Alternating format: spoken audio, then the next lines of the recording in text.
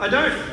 Why do you pretend to not be a total fool? Well, I saw you in an interview on screen saying, I don't ever want to be in the public again. You know, you've bothered my family, you've bothered me, you've bothered the people I work with. This will be the last time that you ever see me. Those words from your mouth.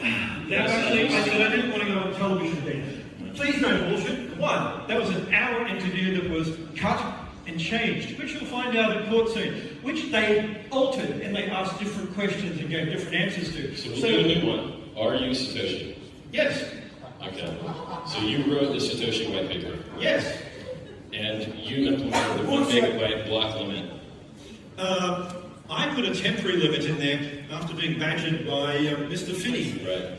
So when you had access to the code base and could update the GitHub, and when you had access to your account on Bitcoin Talk, and when you had access to your Satoshi@gmx.com email, when did you decide that you would stop using those and stop having influence over the project, and then Sidechannel appear as a broke guy later with no successful business interests, no Bitcoin tied to his address, no running from the government in Australia from the Australian tax office?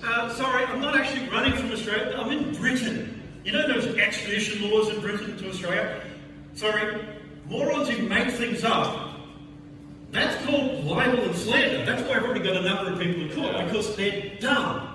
They have no idea that you can't basically be a public figure in Britain and run from the government. Right. You're only a public figure because you cosplay as Satoshi, right? No, Real Satoshi would still be writing Bitcoin improvement proposals.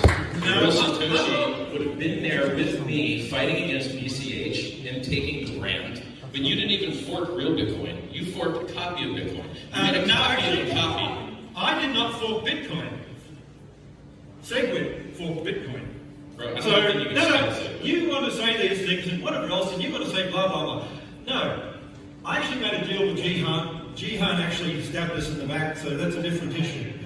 I was watching you during the hash rate race when you were competing with Kelvin's hash rate from CoinGeek to try and actually take over as the authoritative chain against Bcash. No, actually, we lost.